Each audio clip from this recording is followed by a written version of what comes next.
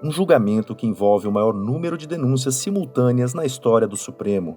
Acusações que têm como alvo pessoas envolvidas num dos momentos mais vergonhosos da democracia brasileira. Um caso que pode chegar a um ex-presidente da República e a oficiais das Forças Armadas. Eu sou o Conrado Corsaletti e este aqui é o Durma com Essa, o podcast de notícias do Nexo.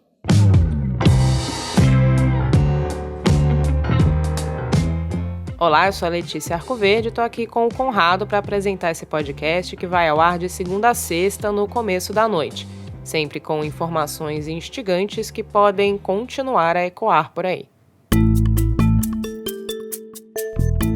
Terça-feira, 25 de abril de 2023, dia em que o ministro do Supremo Tribunal Federal, Alexandre de Moraes, abriu uma nova rodada de avaliação de denúncias contra pessoas envolvidas na invasão dos prédios dos três poderes no fatídico 8 de janeiro. A Corte Máxima do país já aceitou 100 acusações da Procuradoria-Geral da República. Agora, os ministros estão analisando mais 200. Eles têm até o dia 2 de abril para depositar seus votos no plenário virtual. Depois, precisam analisar outras levas. Ao todo, a Procuradoria-Geral da República já denunciou até aqui 1.390 pessoas envolvidas nos atos golpistas que culminaram na invasão e depredação do Congresso, do Palácio do Planalto e do Supremo nos primeiros dias do terceiro mandato do presidente Luiz Inácio Lula da Silva. Denunciar é fazer uma acusação formal. Essas denúncias, então, precisam ser analisadas pela Justiça, que decide se abre ou não uma ação criminal, ou seja, decide se os acusados viram ou não réus. É o que o Supremo está fazendo agora. Os ministros do tribunal estão avaliando se a Procuradoria-Geral apresentou indícios suficientes para que essas pessoas sejam julgadas. Só então vem todo o processo, com mais coleta de provas e depoimentos de testemunhas de acusação e defesa, para, enfim, o tribunal decidir quem é culpado e quem é inocente. As duas primeiras levas de análises do Supremo dividem os denunciados em dois tipos. Um deles se refere a pessoas acusadas pelos crimes de incitar a animosidade das Forças Armadas contra os poderes da República e associação criminosa. Essas são as pessoas que estavam no acampamento em frente ao quartel-general do Exército em Brasília, que pediam que os militares dessem um golpe de Estado, derrubassem o presidente eleito nas urnas, no caso o Lula, e colocassem no lugar o ex-presidente que tentou reeleição, mas não conseguiu votos suficientes, no caso o Jair Bolsonaro. O segundo tipo de denunciados, cujos casos estão sendo avaliados pelo Supremo, reúne pessoas que participaram diretamente da invasão das sedes do Legislativo, do Executivo e do Judiciário em 8 de janeiro. São pessoas que investiram contra o escasso efetivo policial que tomava conta dos prédios naquele dia, quebraram vidraças, destruíram o mobiliário, danificaram obras de arte, enfim, tomaram os três poderes, esperando que as Forças Armadas viessem logo em seguida e devolvessem na marra o comando do país ao Bolsonaro. Essas pessoas foram acusadas dos crimes de tentativa de abolição violenta do Estado Democrático de Direito, golpe de Estado, dano qualificado, associação criminosa, destruição e deterioração ou inutilização de bens especialmente protegidos. Dos 100 denunciados que já viraram réus e dos 200 que podem virar em breve, quase todos estão presos preventivamente, ou seja, a Justiça avalia que eles oferecem risco à sociedade ou às investigações, que ainda continuam.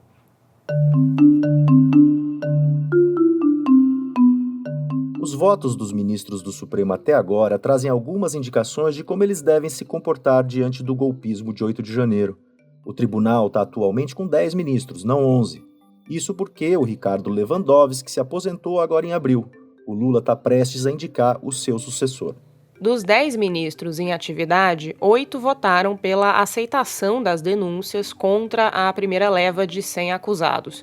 O relator dos casos, o Alexandre de Moraes, deu o voto inicial e foi seguido pelos colegas Luiz Roberto Barroso, Dias Toffoli, Gilmar Mendes, Edson Fachin, Carmen Lúcia, Luiz Fux e Rosa Weber. Nesse julgamento em plenário virtual, o relator vai lá e deposita seu voto. Os outros ministros vêm depois e seguem o voto do relator ou abrem divergências. O Alexandre de Moraes está aceitando as denúncias da Procuradoria-Geral da República com o seguinte argumento, abre aspas para ele em um dos casos. A conduta por parte do denunciado revela-se gravíssima e, ao menos nesta análise preliminar, corresponde aos preceitos primários estabelecidos nos indigitados artigos do nosso Código Penal, fecha aspas. O Moraes segue aqui no seu juridiquês, abre aspas de novo. Tanto são inconstitucionais as condutas e manifestações que tenham a nítida finalidade de controlar ou mesmo aniquilar a força do pensamento crítico, indispensável ao regime democrático, quanto aquelas que pretendam destruí-lo, juntamente com suas instituições republicanas, pregando a violência, o arbítrio, o desrespeito à separação dos poderes e aos direitos fundamentais. Fecha aspas. Tais argumentos foram chancelados pela maioria da Corte. Os dois ministros que divergiram do Alexandre de Moraes são o Cássio Nunes Marques e o André Mendonça, ambos indicados ao Supremo por Bolsonaro. Primeiro, eles foram contra a análise das denúncias pela mais alta corte do país. Queriam que os casos fossem enviados para a primeira instância da Justiça Federal. Mas tudo ficou com o Supremo, porque o Moraes afirma que tem parlamentares do Congresso sendo investigados. E eles ficam nas mãos da mais alta corte do país por causa do foro privilegiado. O relator diz que não é razoável espalhar os casos por tribunais inferiores, uma vez que a trama resultou num ato conjunto em 8 de janeiro. Ele foi acompanhado pela maioria dos ministros. A mesma coisa aconteceu no julgamento do Mensalão em 2012. O relator Joaquim Barbosa defendeu uma análise conjunta das acusações contra os quase 40 réus por ver ali um conjunto, uma história de compra de apoio parlamentar que acabou confirmada pelo plenário e colocou petistas na cadeia. Nunes Marques e André Mendonça não conseguiram espalhar as denúncias e saíram derrotados também na aceitação das acusações, ao defenderem que apenas os executores fossem processados criminalmente, ou seja, apenas aquelas pessoas contra as quais há provas de participação efetiva na invasão dos prédios dos três poderes. Os dois ministros não queriam o julgamento de quem foi preso só no dia seguinte, no acampamento do QG do Exército, em Brasília. A linha de defesa dos advogados dos denunciados é de que as acusações da Procuradoria-Geral não têm alguns requisitos básicos para a abertura de um processo, como a individualização de condutas, uma descrição do fato criminoso de cada um.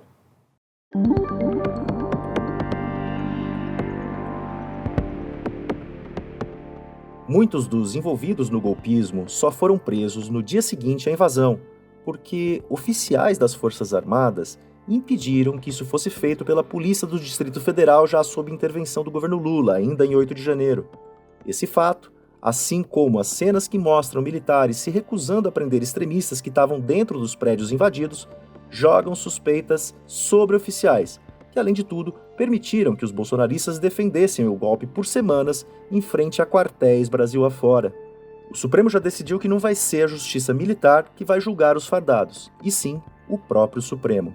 Enquanto o tribunal analisa o recebimento das denúncias já feitas pela Procuradoria-Geral, a Polícia Federal continua investigando outros suspeitos. Entre eles está o Anderson Torres, ex-ministro da Justiça do Bolsonaro, que era secretário da Segurança Pública do Distrito Federal em 8 de janeiro. O Torres está preso preventivamente. O próprio Bolsonaro é investigado no âmbito do Supremo, sob suspeita de incitar o golpismo de seus apoiadores. O ex-presidente passou boa parte do mandato atacando as instituições, especialmente a mais alta corte do país, e tentando deslegitimar o sistema eleitoral brasileiro. O político de extrema-direita já disse, sem qualquer indício factual, que o Lula não foi eleito no voto, e sim colocado no poder pelo Supremo e pelo Tribunal Superior Eleitoral. Bolsonaro vai depor sobre o caso nesta quarta-feira. Em 8 de janeiro, ele estava em Orlando, nos Estados Unidos, para onde viajou a fim de não passar a faixa presidencial ao sucessor. A situação jurídica de Bolsonaro, do seu ex-ministro Anderson Torres e dos bolsonaristas envolvidos na invasão dos três poderes é delicada. Mas os apoiadores do ex-presidente ganharam fôlego político com a divulgação de imagens de câmeras internas do Palácio do Planalto em 8 de janeiro. As imagens mostram o então chefe do GSI, o Gabinete de Segurança Institucional, o general da Reserva Gonçalves Dias, numa atitude pouco combativa diante dos invasores. G. Dias, como ele é conhecido, tinha colocado as imagens em sigilo. Elas só vieram à tona porque vazaram para o canal CNN Brasil. O Lula tinha sido responsável pela indicação do militar para o cargo. O presidente, então, demitiu G. Dias, selando a primeira baixa do seu ministério. O governo Lula foi para a defensiva e teve de ceder no Congresso, que agora vai ter uma CPI mista para apurar o que aconteceu em 8 de janeiro, paralelamente ao que a Polícia Federal e a Procuradoria-Geral já vêm fazendo. Se a situação é delicada juridicamente para os bolsonaristas, politicamente eles podem fazer barulho, tentando emplacar a versão de que o governo Lula fez corpo mole para tentar tirar proveito político da invasão. Sobre o tema, Ricardo Capelli, que foi interventor na segurança pública do Distrito Federal e agora é ministro interino do GSI, disse o seguinte em entrevista nesta terça-feira ao portal UOL. Mas eu creio, eu que, por determinação do presidente Lula, acabei virando um personagem central desses episódios, estive no campo acompanhando a tropa, acho que foi quase um milagre a gente ter ultrapassado o dia 8 sem que o pior acontecesse, sem que nós não tivéssemos um cadáver no dia 8, uma morte no dia 8, que poderia essa ser a consequência de um enfrentamento mais grave no dia 8.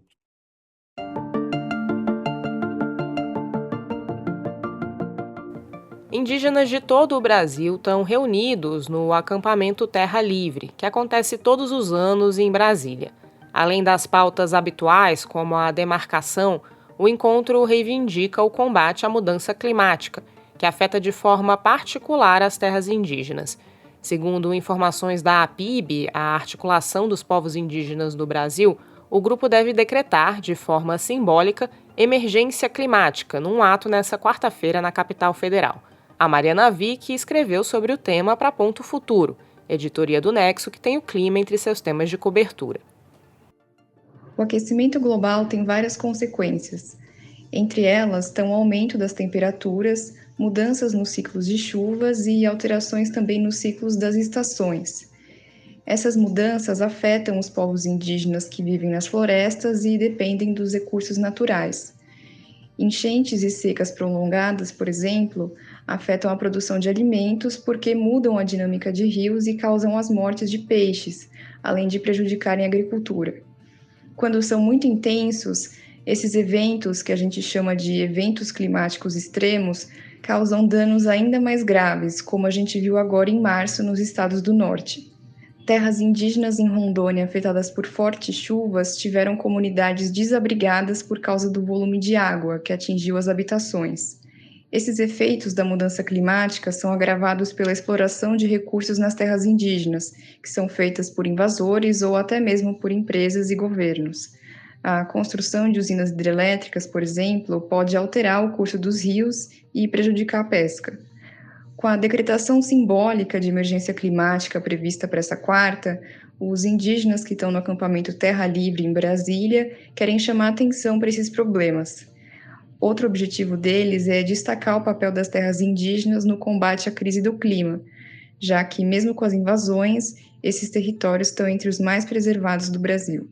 O texto da Mariana você lê no nexojornal.com.br/Ponto Futuro. Joe Biden anunciou nesta terça-feira que vai concorrer à reeleição. O Marcelo Montanini escreveu sobre o tema. Marcelo, em que termos o presidente americano se colocou como candidato a um novo mandato na disputa de 2024? Foi um anúncio discreto, através de um vídeo nas redes sociais em que Biden apostou no discurso de defesa da liberdade e dos direitos civis.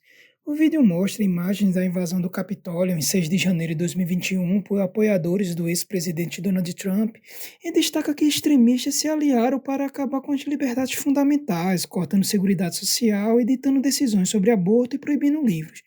Mas também mostra pessoas dialogando, se abraçando, sorrindo e trabalhando como fruto do seu primeiro mandato. Biden conseguiu de alguma forma levar à normalidade a política americana e tem bons números para mostrar em relação à economia. Ele conseguiu reduzir a inflação de 9% para 5% e mantém baixa taxa de desemprego de 3,5%. Mas ainda assim a aprovação do governo é de 42%, segundo o agregador de pesquisas Farv28, um nível baixo. Aliás, é um índice semelhante ao que o ex-presidente Donald Trump tinha nesse período do mandato. Trump perdeu para Biden em 2020. E Marcelo, o ex-presidente Donald Trump trabalha para ser o candidato republicano em 2024. O que essa repetição de nomes da eleição de 2020 diz sobre a política americana? Conversei com Roberto Moll, professor de História da América da Universidade Federal Fluminense, para entender melhor esse cenário. Ele explicou que essa repetição representa o esgotamento dos dois principais partidos americanos, o republicano e o democrata, não só dos quadros dos partidos, mas dos partidos perante o eleitorado. E isso tem relação com a polarização, mas também com a falta de resposta desses partidos e, sobretudo, do democrata, com setores aos quais tinha ligação, como os movimentos sociais e sindicais. É verdade que há outros nomes na disputa, como Robert Kennedy Jr., sobrinho do ex-presidente John Kennedy, e a escritora de livros de autoajuda Marianne Williamson, pelo Partido Democrata. E ao menos 5 nomes do lado republicano, como o empresário Vivek Ramaswamy, o governador do Arkansas Asa Hutchinson, a ex-governadora da Carolina do Sul, Nikki Haley, o ex-vice-presidente Mike Pence e o governador da Flórida, Ron DeSantis, que ainda não oficializou, mas é tido como um dos nomes mais competitivos do partido. Com exceção de DeSantis, nenhum desses nomes tem força política. O texto do Marcelo você lê em nexojornal.com.br. No site, você acompanha tudo que a equipe do Nexo produz diariamente. Tem notícias rápidas que te ajudam a entender o que está acontecendo no Brasil e no mundo, tem textos de profundidade explicando os temas mais importantes do dia, tem colunas de opinião e tem gráficos que destrincham dados das mais variadas áreas. Como você sabe, o Nexo é um jornal independente, por assinatura e sem publicidade. Para ter acesso a tudo isso, apoiar o Durma com Essa e ainda receber newsletters exclusivas, é só fazer sua assinatura. Tem um link com desconto para você na descrição deste episódio.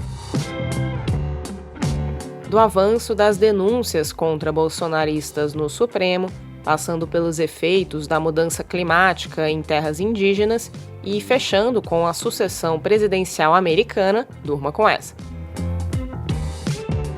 Com roteiro e produção de Conrado Corsaletti, edição de texto de Letícia Arcoverde, participações de Mariana Vick e Marcelo Montanini e edição de áudio de Pedro Pastoriz, termina aqui mais um Durma com Essa. A gente volta amanhã. Até!